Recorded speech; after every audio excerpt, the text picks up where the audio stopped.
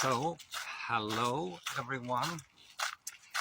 I read in the Finnish news today, and actually I saw an Instagram post about it, that Finland again was ranked the happiest country on the planet. And of course, as a psychological scientist who have some knowledge about that, I asked the question, is it really true? I don't know really. Finland is a fantastic country, of course.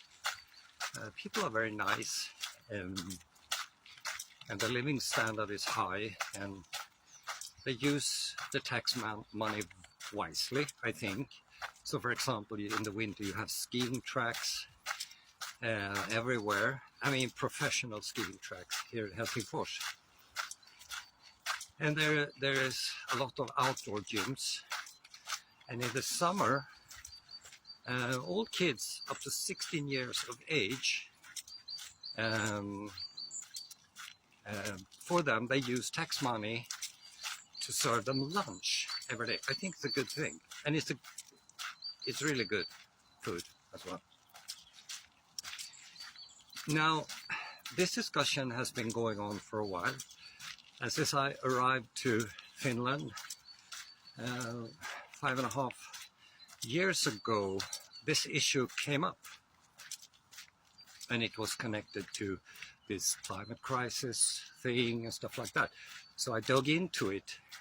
Now, long story short, and some people don't like this, but Finland is not the happiest country on the planet, and it's actually the situation is far more tragic actually.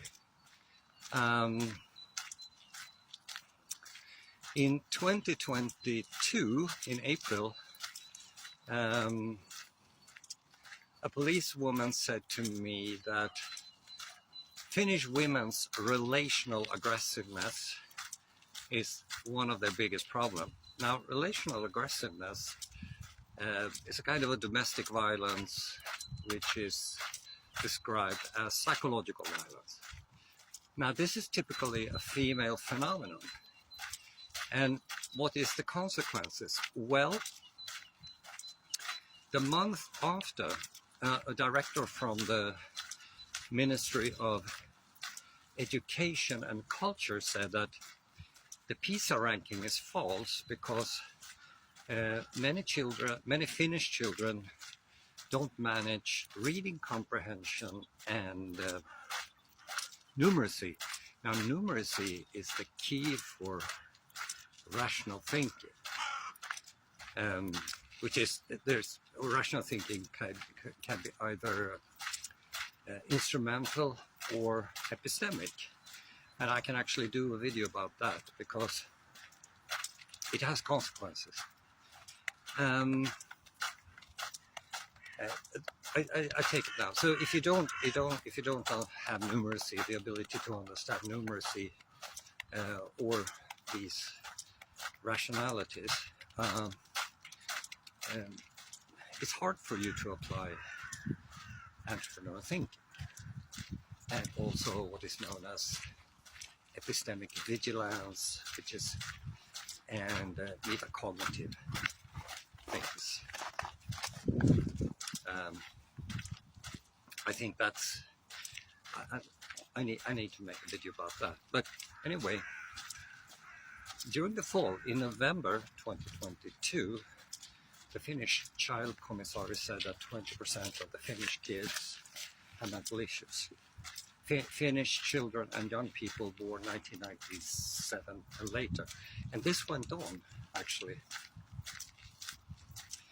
And the next year, big leap forward, at the same conference, which is a conference for children's rights, the Child Commissary said that psychological violence, and remember this is typically a female phenomenon, and lethal violence against small children, which is also typically a female phenomenon, has increased.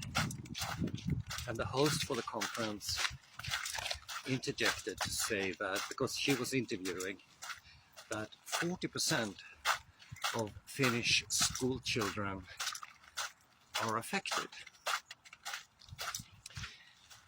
How can that happen in the happiest country on the planet, you might ask?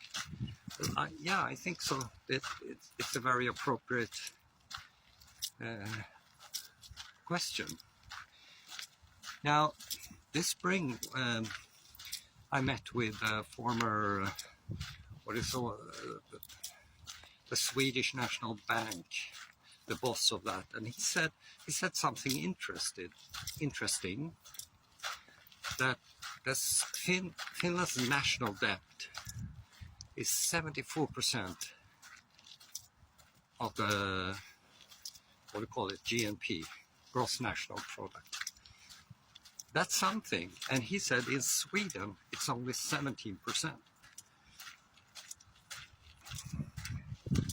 So again, and also the suicide rate here in Finland is the highest in the Nordic countries. And the host for this children's rights conference, she also said that Finland is the most depressive country in the European Union.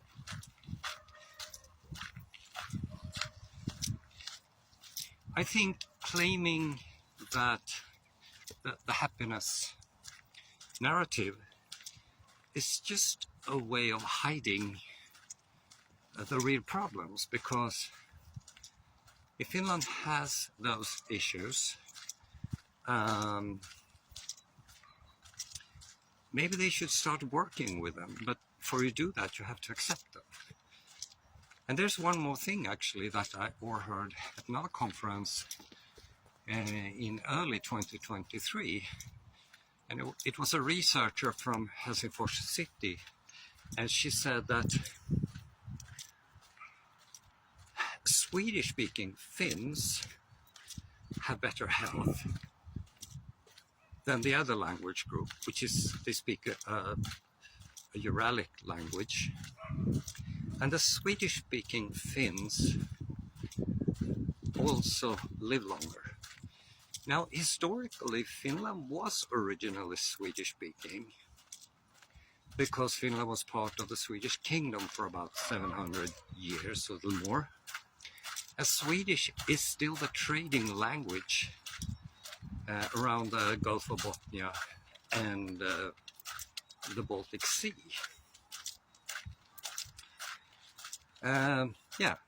So I think in conclusion, again, the happiness claim is false, and I think the Finnish government people are in denial. So my take is that Finland needs to up their entrepreneurial thinking, but it's a hard one if you don't admit you have problems.